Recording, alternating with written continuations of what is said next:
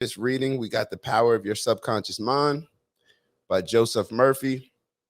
This particular chapter that I've been on is dealing with healing, and it's healing using your subconscious mind. And this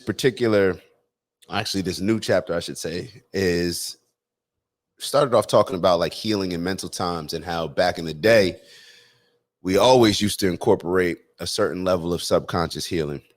So I highlighted a couple different areas. Not going to be too long, but just wanted to share this with y'all. Y'all tell me what y'all think. All right, so chapter 4, mental healings in ancient times. Down through the ages, men of all nations have somehow instinctively believed that somewhere there resided a healing power which could restore to normal the functions and sensations of man's body. They believed that this strange power could be invoked under certain conditions and that the alleviation of human suffering would follow. The history of all nations presents testimony in support of this belief. Y'all heard that? The history of all nations. So all nations have pretty much examples and testimony on how we can use our subconscious to heal our body, the mental aspect. So moving on. For example, in the religions of antiquity, priests in the ancient temples gave drugs to the patient and practiced hypnotic suggestions prior to the patient's sleep, telling him that the gods would visit him in his sleep and heal him. Many healings followed. Obviously, all this was the work of potent suggestions to the subconscious mind. After the performance of certain mysterious rites, the devotees of Hecate would see the goddess during sleep, provided that before going to sleep, they had prayed to her according to weird and fantastic instructions.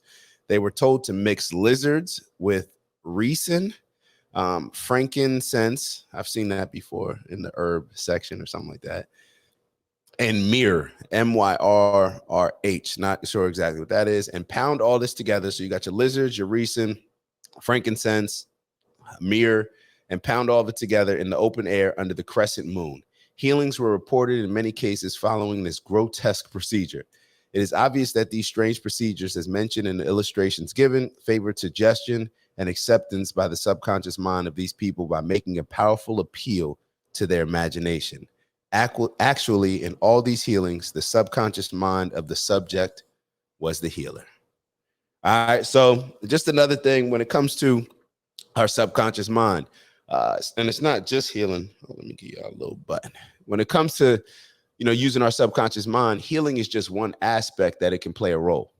Obviously, we're all going through aches and pains and different things from a physical standpoint, but this same concept can be applied to any area. Our subconscious mind especially impacts our body. Like what we set our brain to believe, what we set our mind to believe, that's going to impact the signals that it sends throughout our body and therefore move accordingly. So let's get it.